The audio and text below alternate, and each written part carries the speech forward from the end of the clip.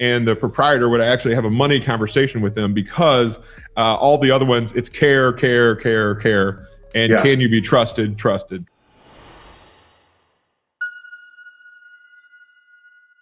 10 of these positions, these top 10 sort of positions within that senior assisted living type of, what are some of those, what are the names of some of those job titles? Sure. So in the industry, I would say 4 of them are in the communities and the other are ancillary vendors outside of the community. So you've got the proprietor, you've got the director, you've got the finance director, you've got the marketing person, you've got the social worker. Those are the ones that usually exist inside. Then outside of that, you've got the downsizing experts, the placement agents. They're some of my favorite. They're like real estate agents for the senior living world.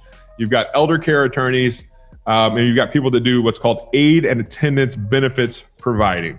You're like, well, what the heck does that mean? Well, right. It's like this thing we've never even heard of. So what usually happens is dad served in a war, and which means mom is now eligible for that aid and attendance benefit, but nobody knows that until they need it or they're told about it, right? The government's not out there saying, hey, we've got free money for your care. You have to have someone in your camp that's helping you. So when that person that's getting your aid and attendance benefit paid out, it's because you're moving mom into senior living. And so we go through each one of those 10, the proprietor is the most like an investor. You can have a money conversation with him or her. The social worker is the exact opposite. So I've got scripts for all 10 because you don't talk to the social worker anyway that you talk to the proprietor, right? The social worker, and really most of them are all about care. They're not about the money. Only the finance director and the proprietor would actually have a money conversation with them, because all the other ones, it's care, care, care, care, and can you be trusted, But all of them understand the mechanics and the economics. A lot of times is that the adult children need to unlock the dollars from the home in order to pay for mom's care, because like you said, I mean, it could be anywhere from $5,000 to $8,000 a month, and she's on a fixed income and can't really necessarily afford the difference. And sure, adult kids might have some cash, but do they really want to spend $4,000 or $3,000 a month out of their own pocket, or can they unlock the equity in mom's house first? And then ultimately, if that money is even spent down by selling the home, then mom can qualify for Medicaid. That's what happened to my grandmother.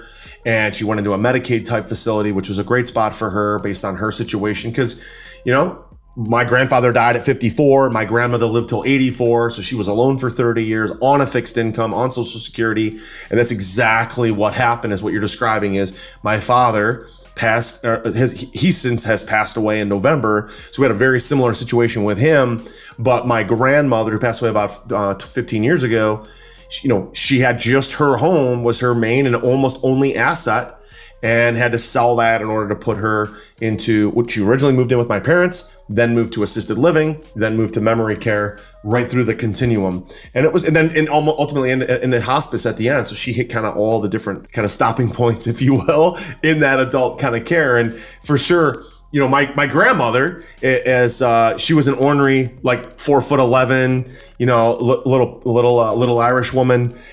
She's like, someone like if you, Phil, or I had talked to her, called on her, or called on my father and gotten in touch with them and said, hey, what is mom going to do to sell the home to pay for this care type of thing? She went out and sold the house herself. She was still like ornery, angry, was going to do it on her own. She did it knowing that she was going to move in with my parents. But most of the time it doesn't happen, right? Where mom's just going to go make that decision on her own. She's going to consult with a realtor. She's going to consult with a real estate investor like us, consult with her adult children.